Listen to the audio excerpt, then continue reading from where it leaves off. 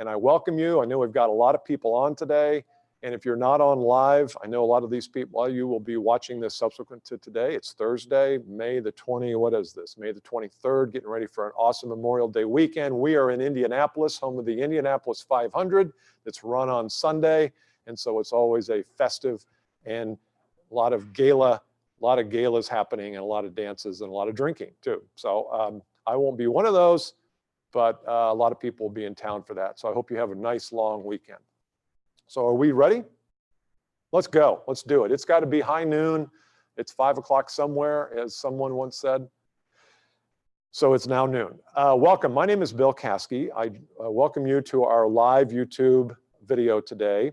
There's one of two places you might be watching this. One is on YouTube, our YouTube channel, which is where we go live. There's a comment section below. Make sure you comment. Make sure you tell us that you're here. We're going to give away a valuable bonus at the end of this, but I won't know you're here unless you say something or ask a question. Or you may be watching this on billcaskey.com/pipebuilder. Same feed, it's a YouTube feed, but in that location, if you're watching it there, those will be on Facebook. The comments, you'll need to be logged in, which is easy to do, but we want you to comment, give us a question, tell us what you learned, and again, once you comment, your name will go in the drawing in the hat for 2 valuable bonus gifts to be given away about 12:59 or so. A couple things before we start. There is a download. If you'll look to the button below the screen, there's a download button there. You can download this handout. You don't have to put in your email address or anything. Just download it and you can follow along. Travis made sure that it was a fillable PDF. So if you want to go through and take notes while you're doing it, that's fine, or you can print it out. The second thing is, to the right of that, we have a free ebook and video series called Game Changer. It's really how to change the game of selling today. So if you don't have that yet and you want to get on our newsletter list, that's the best way to do it. Just download that and you'll get 3 subsequent videos as well. So those are the 2 download buttons right below the video. What else do I have here? Oh, I'm going to go quickly today. And the nice thing about this being live is also being recorded so you can access it on YouTube. I'm going to go at breakneck speed. I want to get through it all in an hour. We're not going to have time to go deep on a lot of this, but I will take you deep on a couple of these things, deep enough that you can go do something with. My goal for you at the end of this session today is to have 1 to 3 things that you can go do immediately to start generating more leads in your market. We call this the pipeline builder because when we send out questionnaires to our audience, that's always the #1 thing. Need more leads, need better leads, quantity, quality, business development. That's always the #1 issue. I'd say for probably 70% of the responses come back to some version of that. So I know a lot of you are here because you're interested in the whole, how do I build my pipeline? And we're going to give you some answers on that. But if you get down to the end of the hour and you say, you know what, I'd like to engage you in a whole different way, maybe a little bit more personal or group coaching, there's a way to do that. We'll talk about that at the end. I never like to leave people hanging. I know when I go to a workshop or a seminar, if there's more, I want to know what else is there if I like what I've seen so far. So we'll talk about that very briefly at the end. So this whole topic came about because we have heard over and over and over again this notion of lead generation being the biggest problem. And a lot of times people call it building your pipeline, sales pipeline, funnel, whatever you want to call it. It has many different names, all are good. But we're just going to call it pipeline today because at any given point in time, you need to have people in the pipeline that are working through to become clients. And we totally understand that that's one of the biggest challenges. Could you turn my phone off, Travis? Muted. So that's going to be our mission today, is talking about that. Now, there's 3 things before we start that I know are going to happen. And I could give you the best stuff in the world. I think this is pretty good. There's other people out there teaching similar stuff as well. But there's 3 reasons you won't use it. And I need to tell you this up front because I think if I bring this out, you can start to work through it on the way through our hour today. #1, you don't believe it works. The reason I don't take action on something isn't because I don't like the person that gave me the tip or the strategy. It's because I lack belief in it working. So here's my antidote for that. You don't have to believe, you just have to try it. You don't have to believe, you just have to do it. When you go to the gym and you lift weights and the first couple weeks you're not seeing anything, you're not noticing a loss of weight or any kind of, you're not noticing anything, you don't stop and say, well, that didn't work. I'm going to try something else now. I'm going to try eating Dairy Queen every night. No, you say, I believe. I believe it will work if I keep at it. Discipline is better than belief. Discipline is better than belief. I don't care whether you believe it or not, just do it. And after a while, you'll either see that it works or not, and then you'll start to believe. The second reason people don't take this advice, and this is a little bit more covert and ugly, is that many times what I'm going to be talking to you about today causes you to rise yourself above the game. And in Australia, they call it the tall poppy syndrome. Tall poppy syndrome is tall poppies get chopped off. And there will be a time today where you say to yourself or out loud or to us, I love this stuff, but if I did this, blank would happen. I think it'll work, but I don't want to experience the shame, or I don't want to experience the blowback from my peers. Oh, that's going to be too painful. So there is a success factor or a success anxiety factor that goes into this, because I'm convinced if you do half of what we talk about today, you will start to become much more successful at scaling your lead generation. But your mind will stop you, either the belief mind or that success anxiety mind. I don't want to see that. So my antidote to that again is just do it. Forget about what somebody else thinks. Just focus on the discipline required to take some of these actions we're going to talk about today. Okay, so fast forward a year from now. It's 1 year from now. It's May 23rd of 2020. And I want you to think about your business in a very different way. I want you to close your eyes, not if you're driving. Well, you can go ahead and do that if you're driving. Be stopped. Close your eyes and think, what would have to happen for me to say, man, I remember that YouTube live that Caskey did on May 23rd. That changed everything for me. What would have to happen? I think what would probably have to happen is people would be calling you. You would be starting to be sought out, either online or in person. You had a brand that started to be thought of as a go-to resource for information. You were positioned properly so that when you did get called in, or even when you made a phone call out, when you got to the prospect's office, they didn't see you as a salesperson. You transcended sales. You moved beyond sales. You just showed up with an aura and a vibe of wanting to help, of being an expert, and they said, how quickly can we do business? Selling is not a part of it. I envision that 1 year from now, that can happen to you. Now, it's got to be your vision, not mine. But I think if you think those thoughts and you take what we do here today, you take notes, you try some things, there is no doubt in my mind, if you work this a year from now, those three things will happen. All right? Did I forget anything, gang, before we get into this? Okay, good. So what we're going to do is, by the way, don't forget, comment, make some notes. We'll take some questions as we go, and you'll also be entered for the valuable bonus at the end. We're going to talk about this in three components. Number one, we're going to talk about construction. How do we construct this notion in the proper mindset? Two, we're going to talk about lead generation and platform building. Okay, now I've got my mind right, and I think about this in the right way. Now what do I do to go build the platform? And number three is execution. Okay, I know what to do. Now, how do I do it? When do I do it? What's my plan? So those are the three things. Underneath each one of these, I've got 6 items. Now, the fact is that there are probably a dozen items underneath each one, but I'm going to cover 6. Some I'm going to go deeper on, as I said before, and some I'm going to kind of gloss over, but just give you some surface information. Okay, so here we go. Never supposed to turn your back to the camera. I just made the worst move ever. Turn my back to the camera. So, everything good? All right.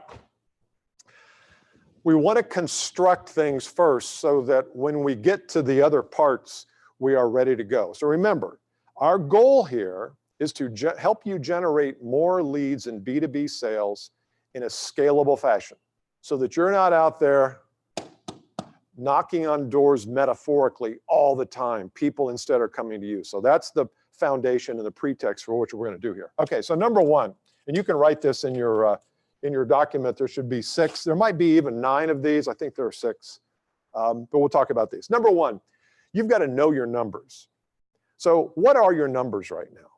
And I know we have a lot. I got a text from Terry, from Steve, from Andy, who are going to be watching this with a group of their people. You can talk about that a little bit after this session is over. What are the numbers? How many leads are you generating a month right now? How many do you need to generate to close the amount of business you need to close to make your goals for the year? A lot of times, if we're in a business where we're closing, I don't know, 15% of the proposals we send out, and we're getting enough at-bats, we're just not converting those at-bats to singles, doubles, and triples, using a terrible baseball analogy, then sometimes you don't need more leads.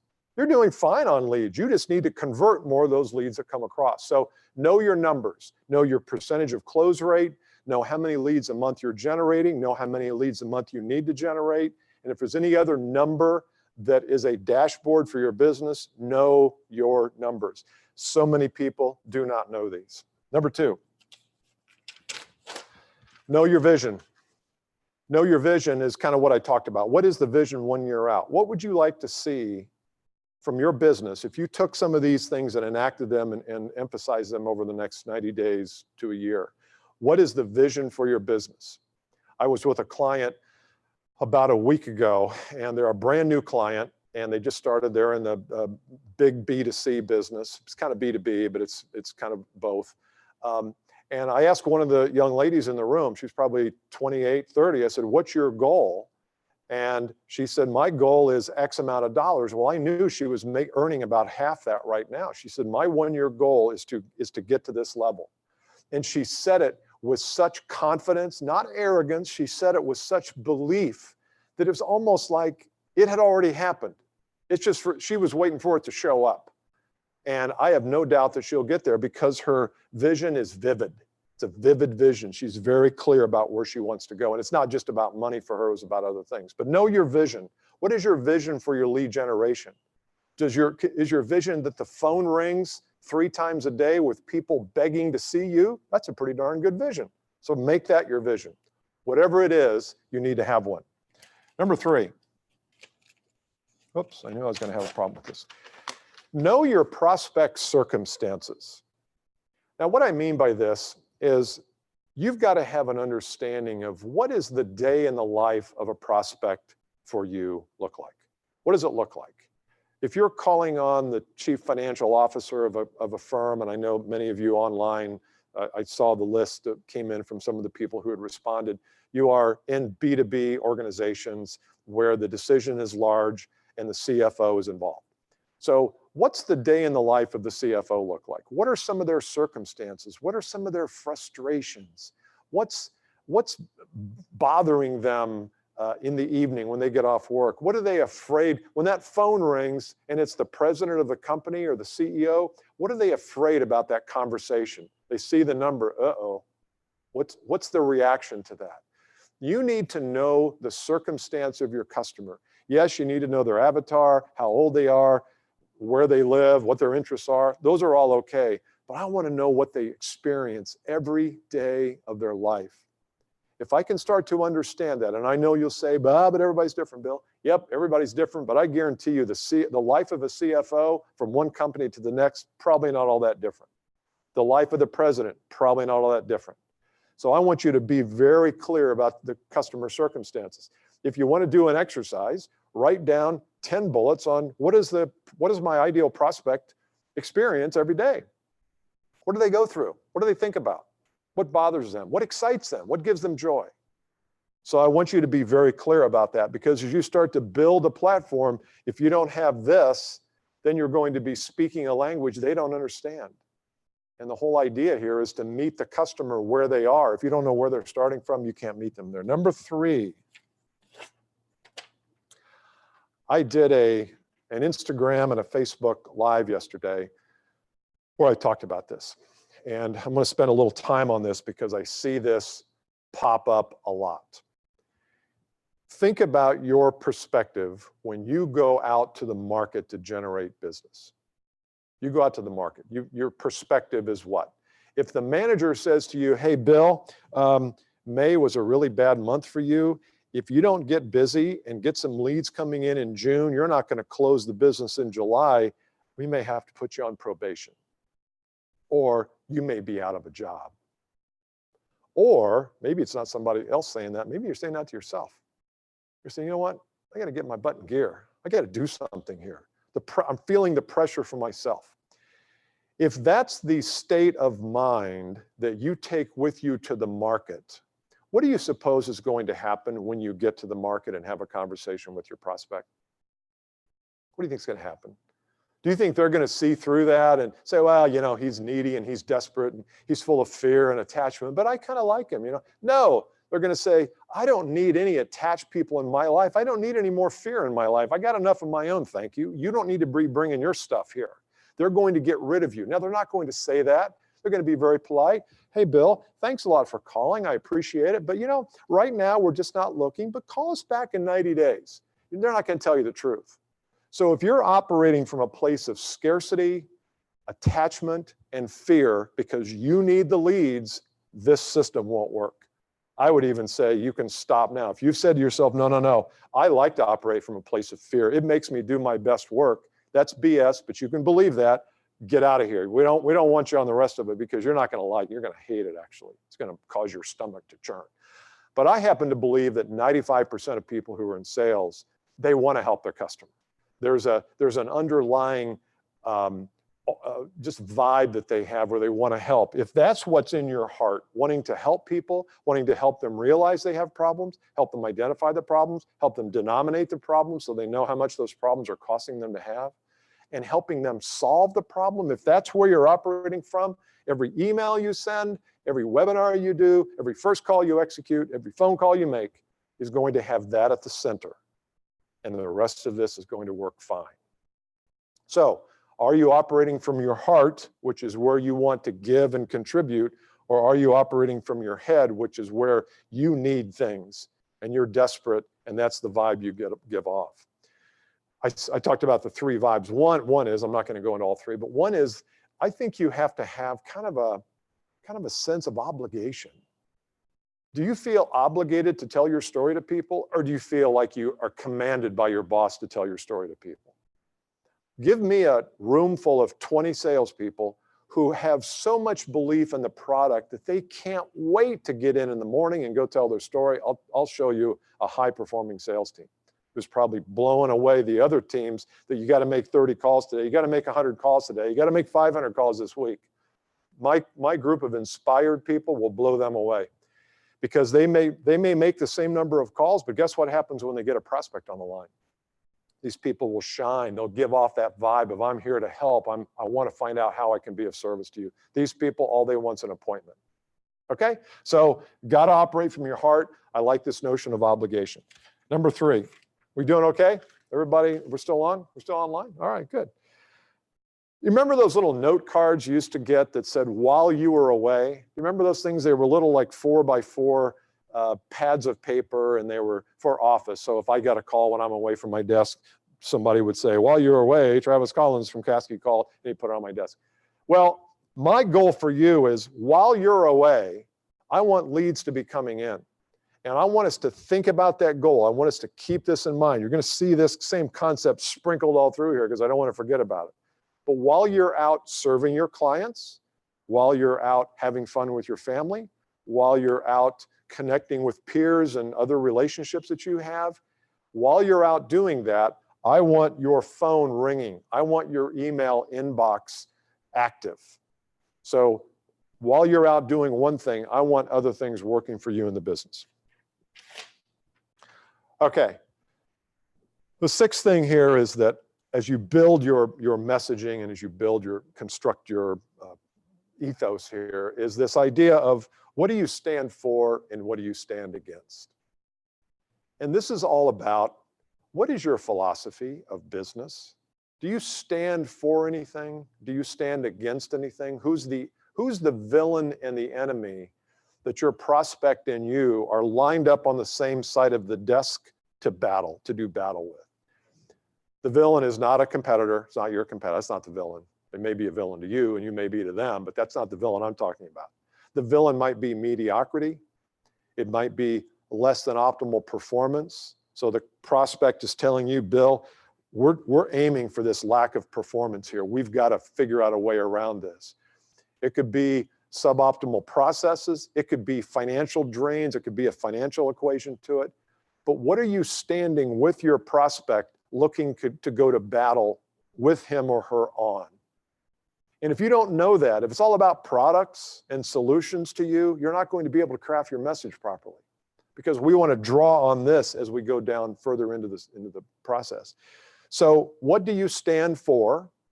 What do you stand for? Excellence? Do you stand for generating a positive ROI for the prospect? So if they spend $100,000 with you and they get back 200,000, that's a 2-to-1. Do you have any kind of an equation that you stand for? Every dollar the customer spends with me, I give them back $1.50. Do you stand for any kind of excellence in manufacturing or in processes or anything in proficiency? What do you stand for and what do you stand against? This is who you are and what you believe. This is what you and your prospect are lined up to do battle with, okay?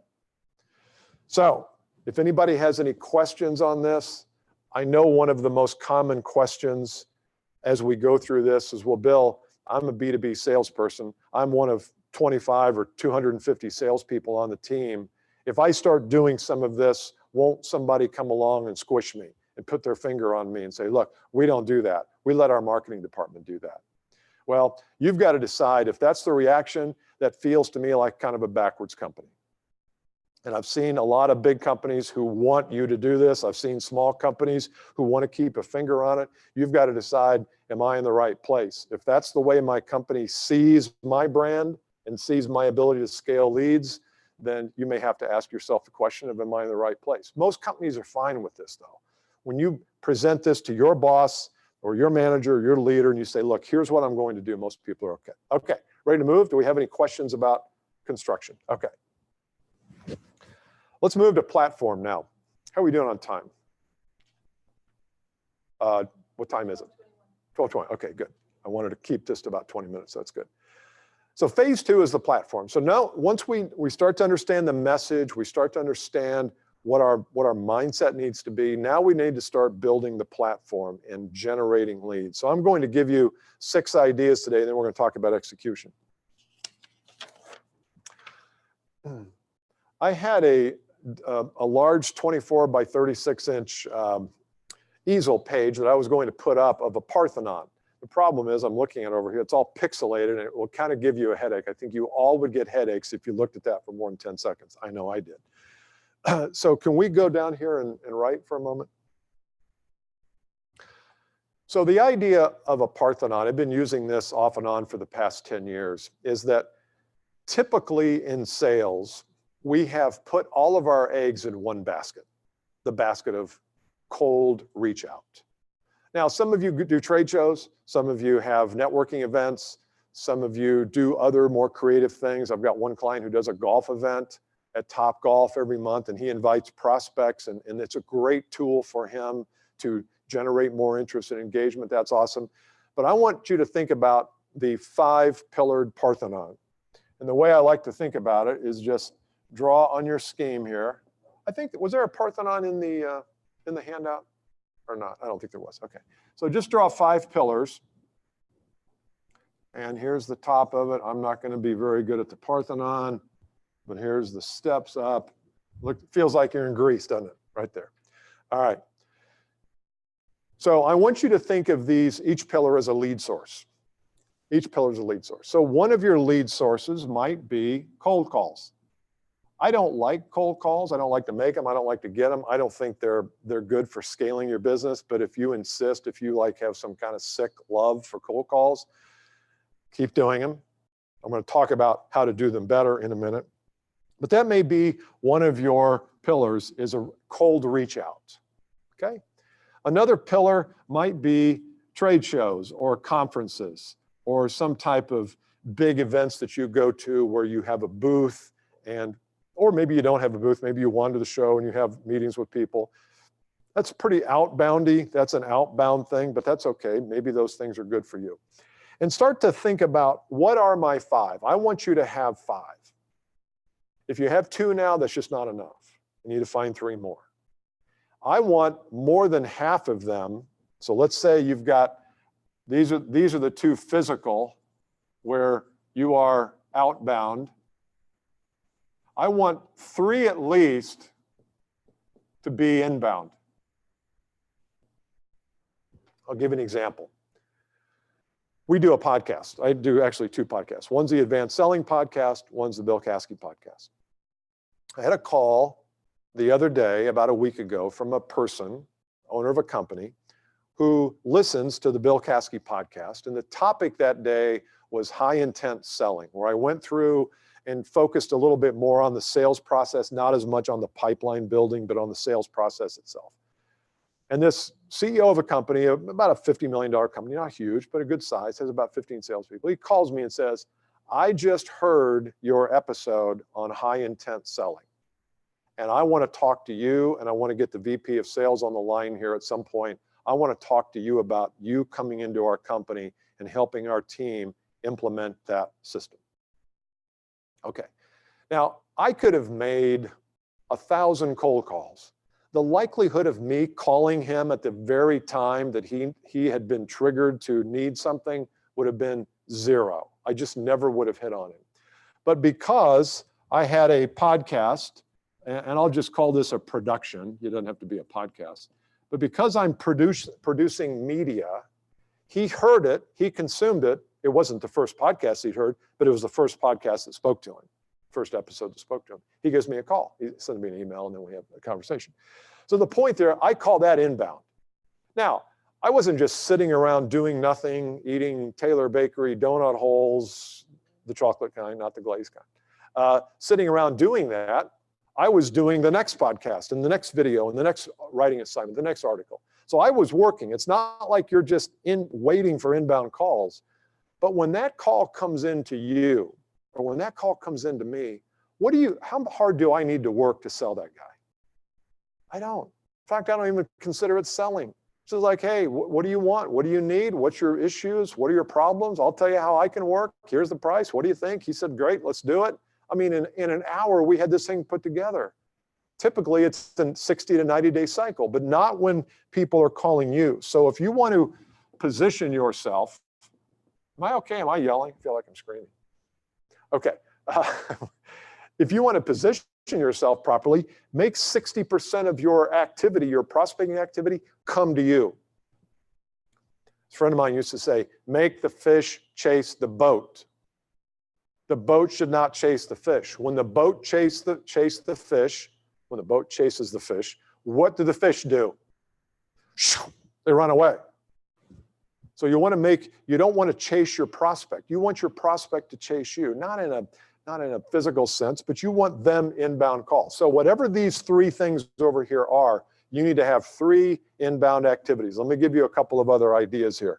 I like this notion of producing something on a regular basis. I love podcasting. I like things like this, video, Facebook, YouTube. I'm sure at some point LinkedIn's going to have a live video. You could even do a pre-produce, like a webinar. Where's my webinar? Where you are running ads to a webinar or sending to your list to do a webinar of some kind. Or it doesn't even have to be a webinar. It could be a pre-produced video where it's a 15 to 20-minute video where you're educating people. You're giving them resources. You're positioning yourself as the expert. That's the master key to all this. I don't want you to be a salesperson anymore. The world doesn't pay salespeople. The world pays experts and leaders of thought in certain industries. So it could be a webinar. It could even be an email. And you might say, well, but that sounds like it's an outbound activity. Yeah, it is, but you send out 5,000 emails, you start to build your list, which we're going to talk about in a minute. You start to build your list, you send out a monthly email that's chock full of awesome information and really good videos and audios and the things that you're working on. People call you. People reach out and say, hey, I've got an opening at a conference. Would you like to speak? Or, hey, I want you to come in and talk to our VP of sales or marketing about blah, blah, blah. So I want the phone to ring. I want your phone to ring. Remember, we talked about scaling the business. It doesn't scale if it's only you out there working it and hoofing around on foot in the market. You've got to figure out a way to create 60% of your leads or your activity coming from inbound. You can still do this, until which time I would replace this with number 6. So I'd move this line over, and this becomes your 4th inbound. Because frankly, I know I didn't draw that very well. Frankly, I want everything to be inbound. I don't want you to make another call. Now, we're going to talk again, as I said, about how to make the call in the right way. If you feel like you must, that's fine. But I want most of your business coming in through that. So that's the pillar Parthenon portrayal. I was looking for another P there. We good on that? So think about this platform building as a Parthenon. Think about it with 3 to 5 steps. Okay, number 2, build your list. I'm not going to talk about this a lot. I am shocked at how few salespeople have a list. Now, if you're a VP of sales, sales manager, director, you need to have a list of, your people need to have a list of prospects, clients. I know they're in Salesforce, but I want you to have access to that list. If they're in Salesforce, they get used by the marketing department to send out marketing stuff. I want you as a sales professional to have a more of a personal engagement with your list. So you've got to build it. Maybe you have a separate software server that you use. Maybe it's Salesforce, company CRM, whatever it is. You need to have your people build a list. Now, one way your list can come is through LinkedIn. So everybody that you come in contact with, you need to connect on LinkedIn. That could be part of your list. So you may have a LinkedIn list and an email list. You may have 2. That's okay. So if you are active on LinkedIn and everybody you talk to makes it into the LinkedIn database, that's awesome. But build your list. Build your list so you can run these campaigns we're going to talk about. Okay, number 3. Okay, construct a freebie. I'm going to step out of the shot here for a minute. I guess that's what I say when I step away from the camera. Step out. Is that true, Rob? Okay. This is a tough one. So stay with me on this. We're going to spend about 3 to 5 minutes on this. You need to have something that starts the conversation. And that something could be a webinar, it could be a cold call, but I want you to also think about constructing what I call a freebie. And a freebie is something that a person registers for online. It could be, we've got one that we put up on our website called the 7 Habits of the World-Class Sales Leader. People go to that page, they see what it is, they like it, they give me their email address and first name, they download it, and then we send them a series of emails. Sometimes those emails go to a webinar, sometimes they just go to, would you like to talk to Bill?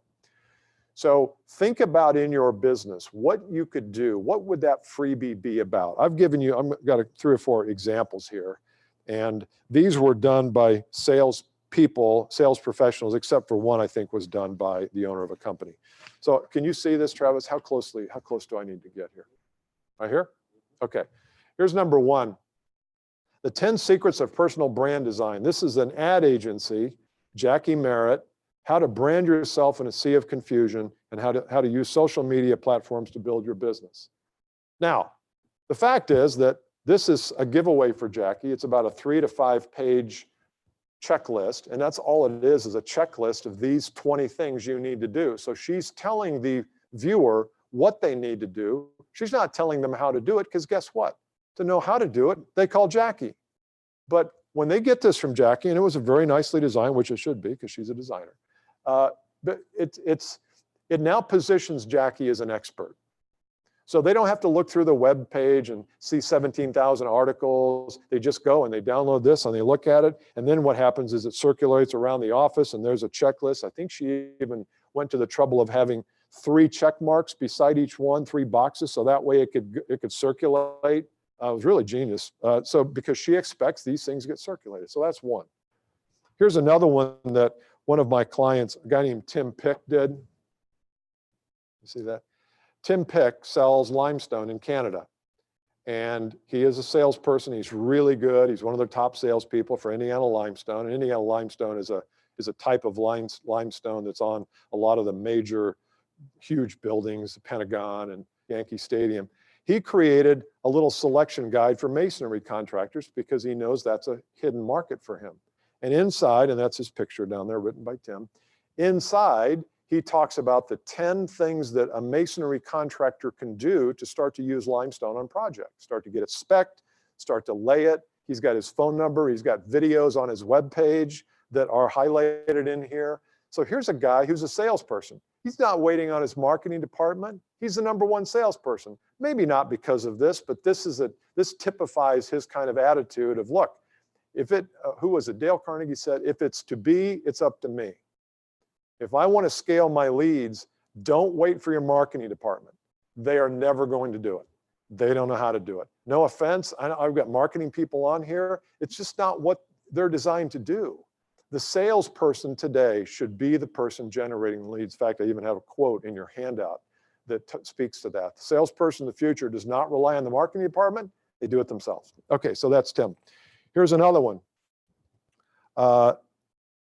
This person, Jane Weingold, kind of used she's a CPA, Weingold and Partners, how to create a flourishing business, simple and effective methods to business growth. And she used flowers here, obviously, because it's spring and it's flourishing. And so that was, I probably wouldn't have used that. It seems a little weird, but she loves flowers, I presume.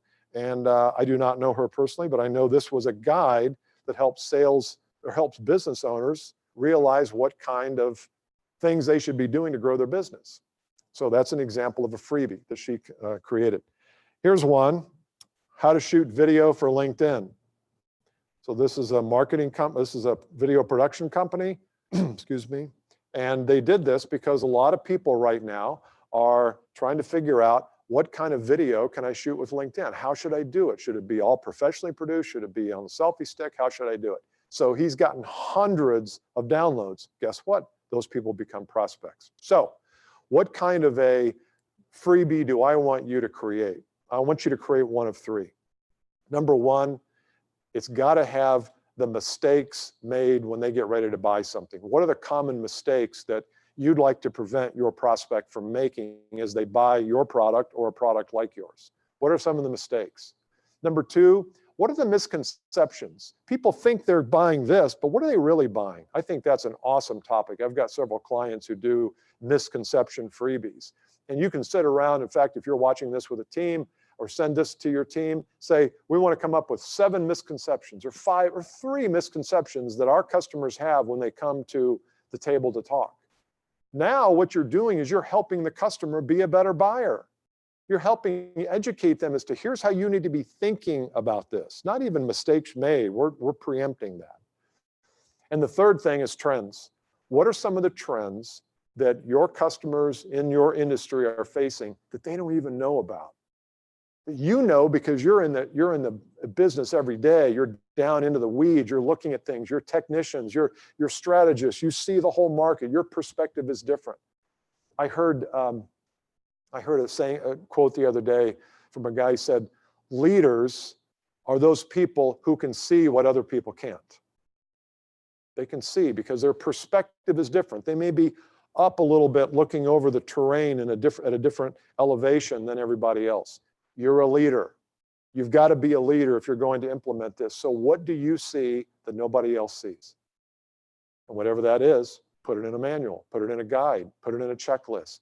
Don't write a white paper. Don't spend $17,000 in 6 months writing a white paper. I had a client that did that a couple of years ago, and he was just adamant about a white paper. We could have had a checklist done in 90 minutes. It took him 6 months. Never did get it done. Finally gave up on it. Cost him 15 grand. Make it easy, gang. The less complicated, the better. The more complicated it is to write, the more complex it is to read. Make it easy for your customer.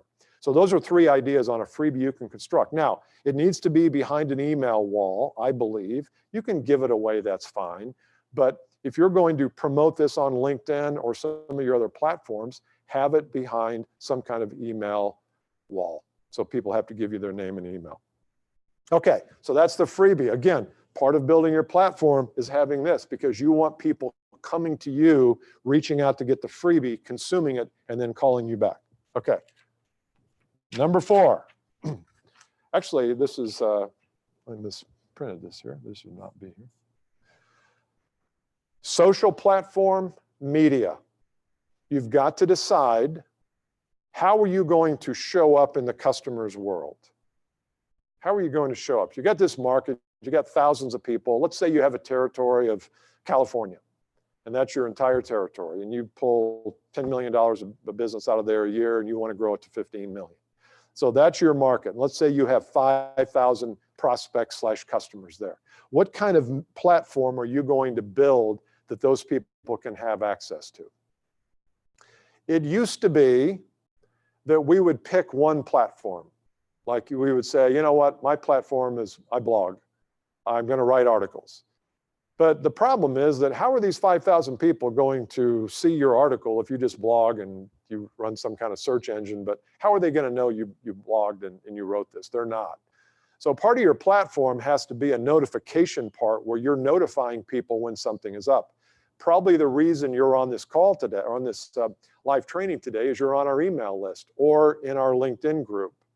And so you saw constant reminders, Bill's going to be going live. It was an email. If I would have written a blog about it, it wouldn't have generated hardly any response because nobody would have seen it. So you've got to figure out what is your platform.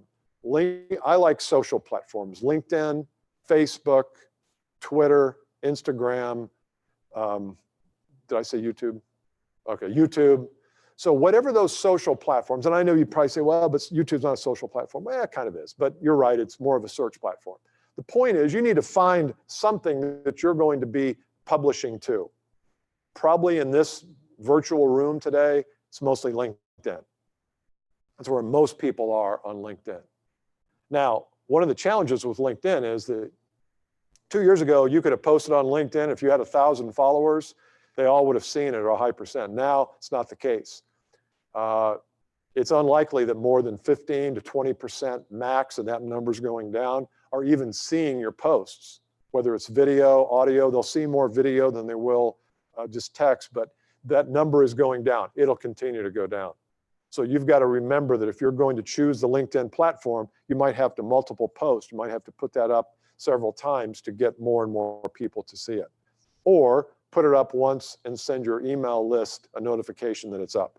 Media is about the media channel. It's not the platform. Is it audio? Is it video? Is it written? Those are really the three main ones. Now, if speaking is a big thing for you, if you get invited to a lot of panel discussions and talks and speeches and things like that, that would probably be a fourth there. That'd be live, more of a live things.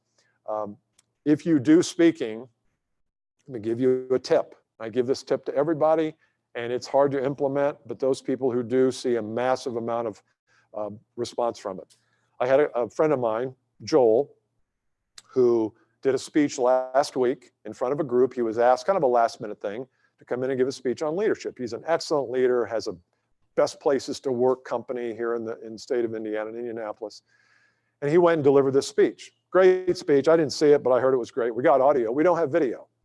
Now, the ideal thing would have been to film that speech, to come back, to take 15 to 20 different little video clips of him making a point, or take a PowerPoint slide that he talked about and put that on the screen as you're listening to him. He now has 15 to 20 pieces of content, but he didn't do it. So now he's got to go back in the studio again, take the slides and re-talk about them.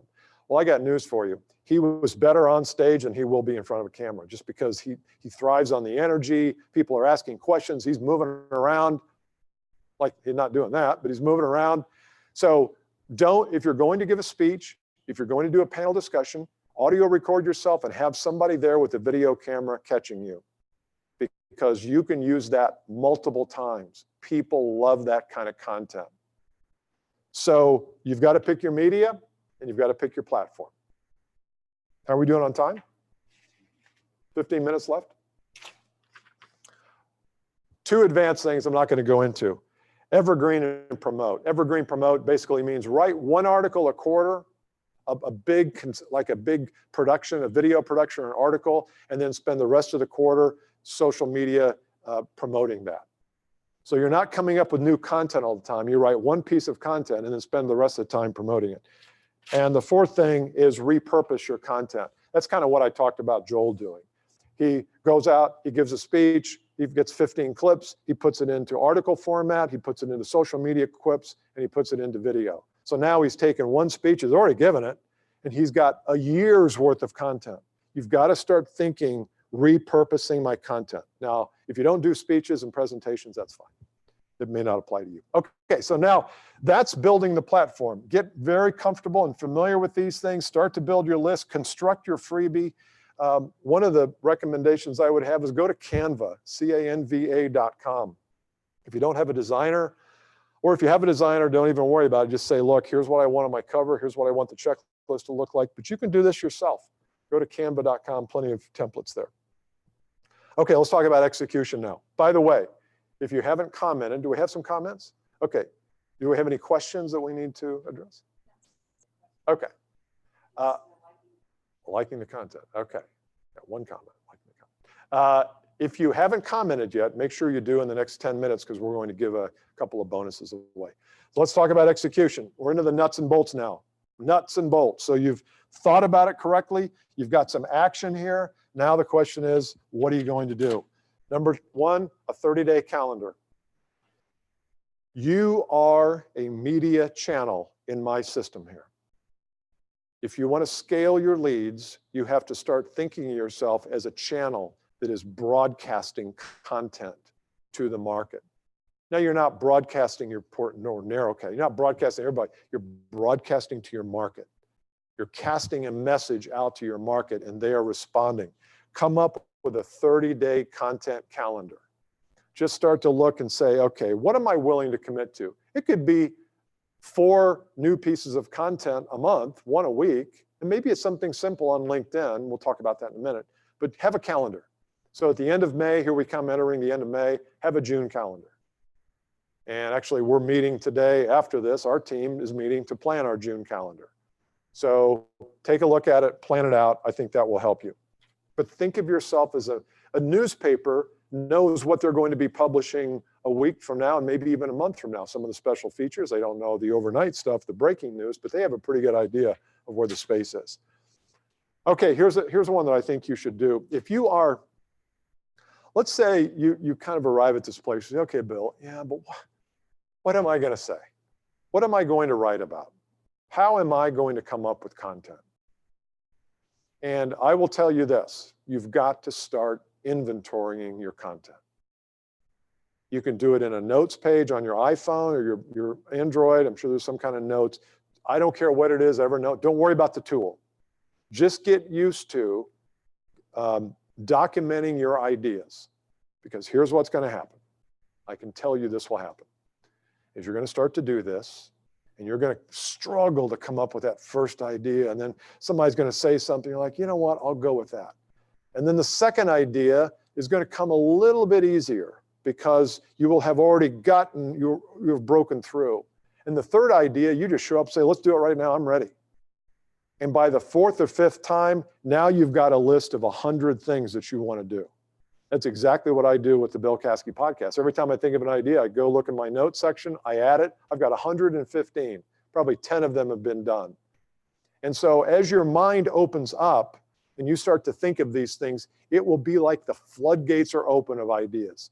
So don't let the fact that you're struggling with the first couple get in your way. Discipline, just do them, just think about it. Sit down in front of a blank piece of paper and just start writing. Take a question that you were asked today in a meeting and write about it. Take a question you asked someone in the meeting and write about it. Every day in your daily behavior, there's several pieces of content. Just notice, just observe it. So start inventorying those things. Oh, the 1, 2, 3. So I gave you a couple. One of them here I think is important is just, if you do slide presentations, every slide's a piece of content. Every slide. Here's one that we did. We'll step out of the shot again. I know I'm saying the right thing now. Can you see this? That's a slide from a program that we're doing called High Intent Selling. And it's got 4 components to it.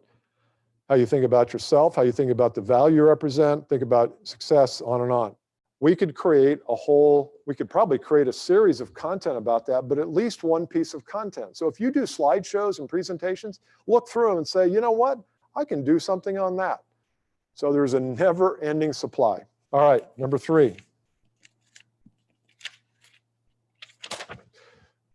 Build your LinkedIn video. In your handout, in your Building the Pipeline handout, there is a landscape page there, I think.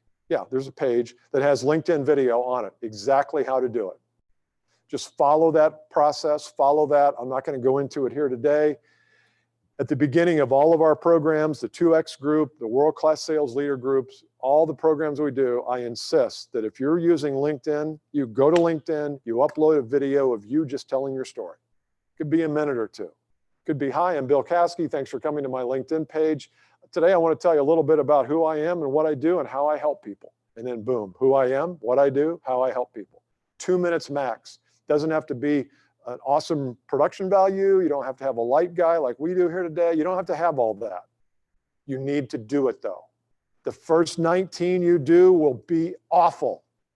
And the 20th, you'll knock it out of the park. I've seen it happen so many times. I had a guy the other day who sent me his, he's a new client. He sent me his because he didn't want to put it up until he sent it to me. And it was okay. It was a little rough, but you know, he was kind of looking at the wrong part of the end of the phone. So he was looking off camera, but it wasn't enough off camera to think he was looking off camera. And it was okay. It was down. So, you kind of do, you don't ever want that. You want that. And I said, how many of these do you do before you sent that to me? He goes, oh, that was the first. I said, well, you got to do 20 more. Do 20 more, then and adjust each time. And I had today a lady, Sarah, who's in one of our programs, she said, I had to rewrite and rewrite and rewrite and reshoot and reshoot, but by the 10th time, I nailed it. Well, that's what's going to happen if you're going to shoot LinkedIn video, which I think you should, for your profile page now. This is the About Me page. Make sure you do that. You can send it out to prospects. You can send it out to people before you meet with them. If you have something real special in there, I think you can actually upload a couple different videos on your profile. If you have some kind of educational things, you can do that too. Build your platform by building your LinkedIn video. Number 4, do this for a month and see what happens. You've got to give it some time. Actually, it probably should be 3 months, but I need to get you started in this. I don't want you to think, oh, 90 days. Let's just do it for 30 days. It comes easier. You'll start. Now, I'm not suggesting you're going to scale your business. You're going to double your business in 30 days. That ain't going to happen. But you'll start to see people looking at your video. You'll start to post some video online. You'll start to be documenting some things. And at some point, the phone's going to ring, or there'll be an outreach of some kind. Maybe not after 1 month, maybe not after 3 months. But I want you to think about what's going to happen after a month. And one thing I would do is double down. So let's say that you have created some LinkedIn videos, not the LinkedIn profile video, but some other just random videos on LinkedIn. And let's say that you created one that had like 5,000 views. People loved it because the topic was so important. Don't just say, well, yeah, that's good, and we won't do that again. No, go back and do that again. Repost it or redo it. Add to it. Delete from it. Change the approach a little bit. Change the headline. If you know what works, double down on it.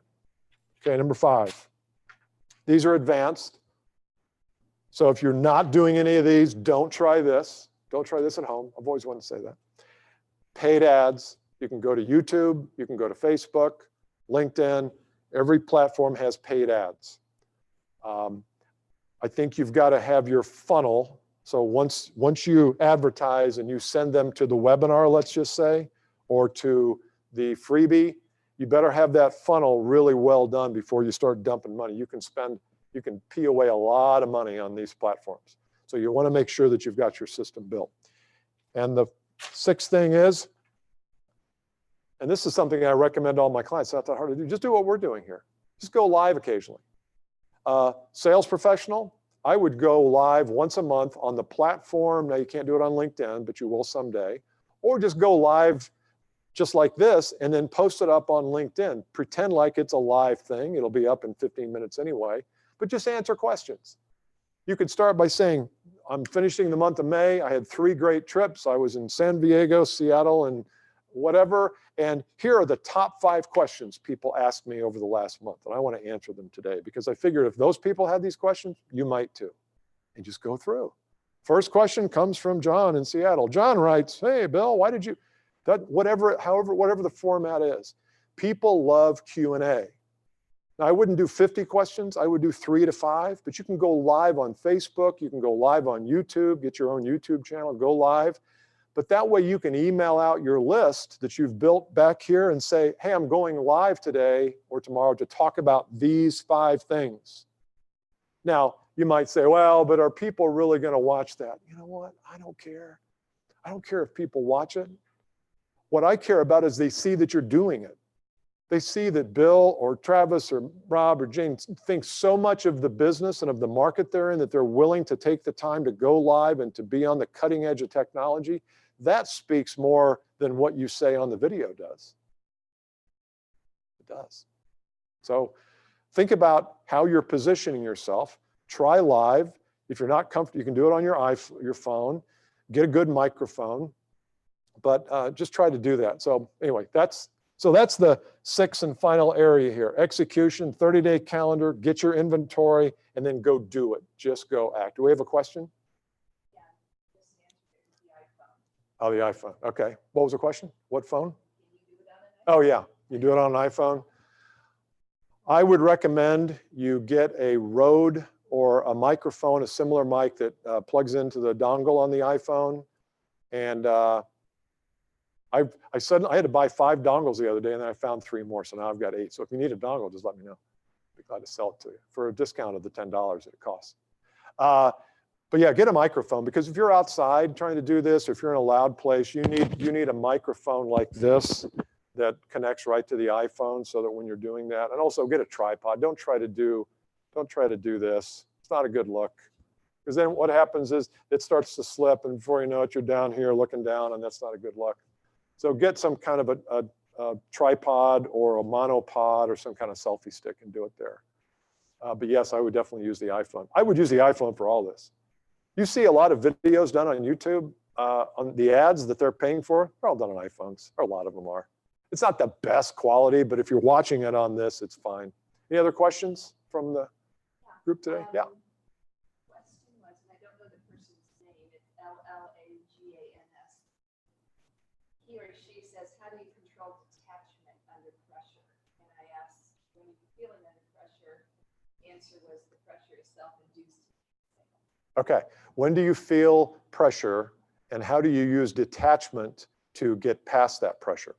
Well, that's a good question. Unfortunately, that's not today's topic so much, but let me take a quick minute stab. Do we have a minute? What time is it? 57. Okay, good. Perfect. Let me take a stab at that. Detachment is something that I talk about in a lot of the podcasts and in all of our training. We spend a lot of time in our 2X group and our world-class leader group on detachment, because it's such an insidious thing. You don't even know when you're becoming attached to something. And one thing that I always say is be involved in the process. Be curious about why the customer invited you in. Be curious about their interest, their business, their objectives, but don't be enslaved by it. And if the pressure that you're exerting on yourself is a problem, then you're the problem. You can't blame that on anybody else. Actually, even if they were exerting the pressure, you still can't blame it on them. This is your problem. And so how you deal with it, and I know you don't want to hear that, you want like a quick fix, but you've got to deal with it inside yourself. Organize this. The market will take care of itself when you organize this.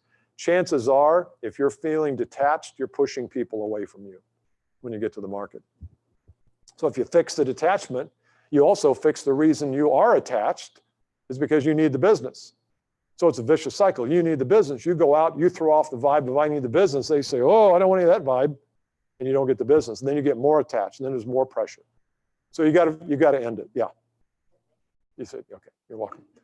Okay, so here's I'm going to do the bonus here. The valuable bonus, I'm going to give away 2 complimentary consulting sessions with me for 30 minutes where we can talk about this for you and your world. So if you've got some questions about, geez, I'd like to do the freebie, but I don't know where to begin, we can talk about anything. It doesn't have to be stuff up here, but because we're focused on this, I'd like for it to be 30-minute free consult. It's a $300 to $500 value, depending upon the kind of work that I typically do. But I want to give 2 of these away. So if you've been online and you have said something to us, commented or questioned, your name will go into the kitty. Then what will happen is we will reach out to you once we read the name here. So we've got the 2 names. Somebody? Yep. While you answer this question for Rusty, do I need to have my brand built before using the Parthenon pillars? Do I need to have my brand built before using the pillars? Okay. Here are 2. Who said that? Who asked that? Rusty. Oh, I got Rusty here. He just happened to. Well, good. All right. So Rusty, you are a winner of a 30-minute phone call with me if you want it, a free consult. And Team Logic IT. We might have to do a whole team training. Maybe we do a half hour with the team. Yeah, I don't know team, but Team Logic. So Team Logic, now you're going to have to, whoever's in charge of that, email me at bcaskey@caskeytraining.com. Let me know who I should talk to about setting this up. Rusty, I recognize your name. So you've got my email address. We'll get with you. So we'll set those up in the next week or so. We can talk about anything here. His question is, do I wait until I build my brand until I get the Parthenon set up? I wouldn't I would start building your brand right now. Start doing these things. Start doing knowing your numbers. And if you just have 1 pillar of the Parthenon built, let's just say it's cold outreach, that's fine, start there. But as you start building your brand, making your list, building your list, getting your emails, LinkedIn, everything will start to happen easily and organically. I would never wait for one to start another. Just start, get into it. You'll learn so much, you really will. Well, I've enjoyed today. I hope this has been valuable to you. Once again, you're free to take the download and do whatever you want to with it. And if you are not on our email list, make sure you go to the Game Changer to the right of that, and you'll be added to our list, and we will talk soon. If you're inclined to want to reach out to me, send me a note at bcaskey@caskeytraining.com if you want to talk about different ways that you might be able to engage our team in helping you to achieve this or anything else that you want. I'll be happy to talk. See you next time. Bye.